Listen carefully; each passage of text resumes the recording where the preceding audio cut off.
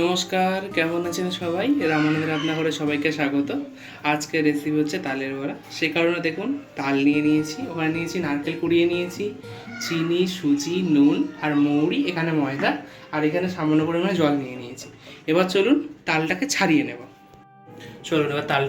নেব। দেখতেই পাচ্ছেন, এখানে দেখে নিতে হবে যে পোকা আছে কিনা। না, পোকা নেই, একদম ভালো তাল। আজ এটা সম্পূর্ণ ভগবানের উদ্দেশ্যে নিবেদন করব। সেক্ষেত্রে ভগবানের জন্য প্রথম তাল, বছরের প্রথম তাল ছাড়িয়ে নিই। দেখতে পাচ্ছেন বন্ধুরা, তালটাকে ছাড়িয়ে নিয়েছি। তালের মধ্যে দুটো আটি বেরিয়েছে। এবার হচ্ছে তালটাকে সামান্য পরিমাণে জল দেব।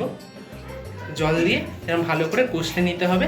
তারপরে হচ্ছে তালের পিউরিটা বের করে নেব।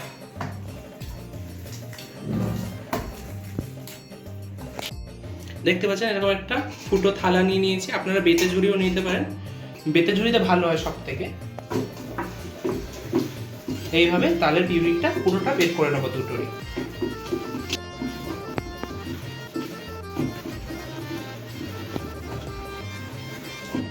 এই দেখুন কত সুন্দরভাবে পিউরিটা বেরিয়ে যাচ্ছে, তালের আঁশও যাচ্ছে না। এইভাবে পুরো তালটাকে ছাড়িয়ে নেব। তালের পিউরিটা বের করে নিয়েছি। এবার এখানে দিয়ে দেবো হচ্ছে 150 গ্রাম পরিমাণে সুজি, আর তারপরে দিয়ে দেবো হচ্ছে সামান্য পরিমাণে মৌরি, তারপরে দিয়ে দেবো হচ্ছে সামান্য পরিমাণে নুন,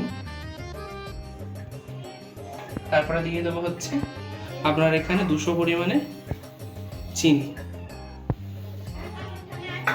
তারপরে দেব নারকেল কুচি,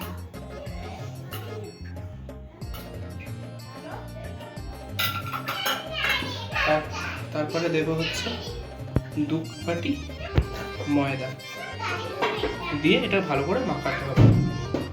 এবার এটাকে ভালো করে মাখিয়ে নেব।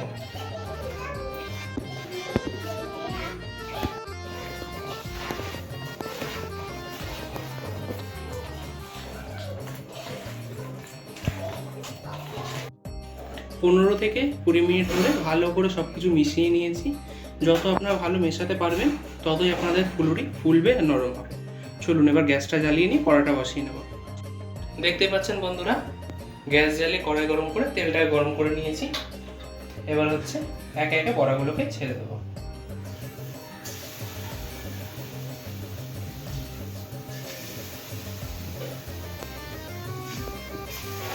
বড়াটা ভাজার সময় গ্যাসটা থাকবে লো টু মিডিয়ামে।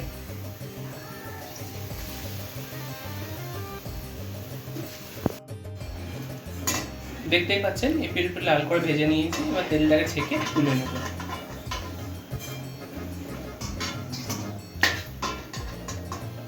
এখানে লো টু মিডিয়ামেই রাখতে হবে গ্যাসটা, নাহলে এসে পুড়ে যাবে, ভেতরটা কাঁচা থেকে যাবে, বাইরে দিয়ে পুড়ে যাবে। লাল লাল করেই ভাজতে হবে। তুলে নিয়েছি, পরবর্তী বড়াগুলোকে সব ভেজে নেব।